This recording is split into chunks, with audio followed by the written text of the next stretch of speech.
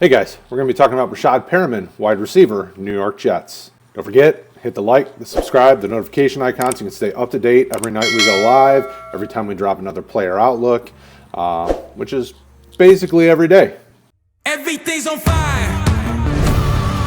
Everything's on fire. Everything's on fire. Perriman is definitely one of those guys that you either love or you hate. When looking through the comments and putting together this video, looking at the different writers on the team, it was very much, well, he finally starting to bloom, or I'm not going to own any shares of him.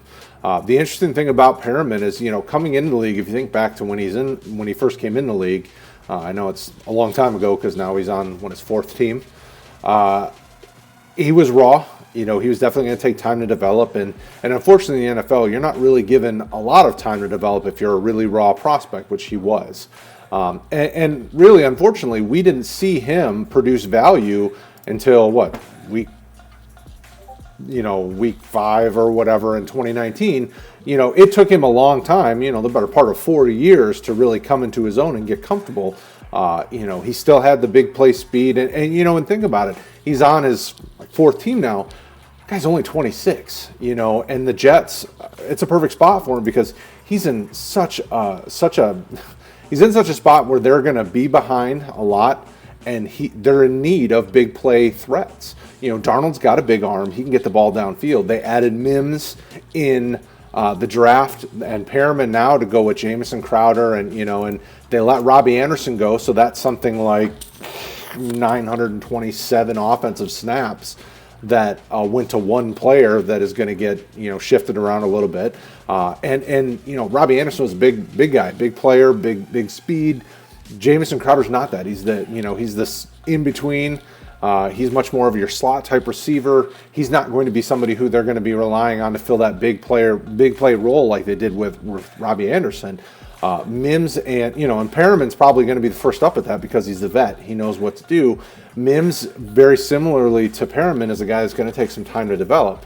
For redraft purposes, I'm fine going at Perriman as like a wide receiver 4, wide receiver 3, hoping that because they're going to be playing from behind, he's going to have some relevancy this year. That being said, his ADP for us right now is like somewhere in the 60s, like wide receiver 60, I believe, if you check out RotoHeat.com. And that's pretty good value, quite honestly. If you're looking for kind of that guy you can throw in every so often, a bye week type fill-in who might provide you some other value, that is a perfect spot. So I would definitely be okay targeting him. That being said,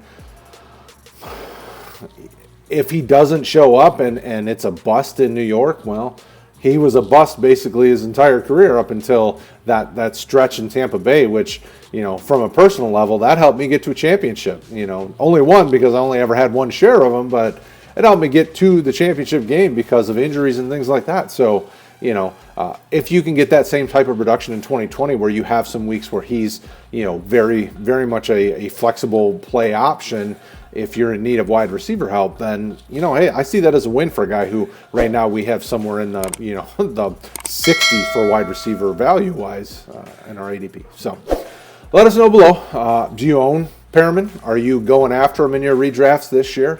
Is he a guy that you think you're gonna trust on anything more than just depth chart fill-in, or are you just leaving him on the waiver wire?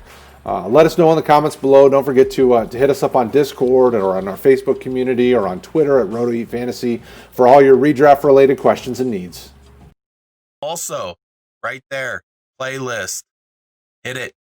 Watch the videos. Do it. You want to. Do it.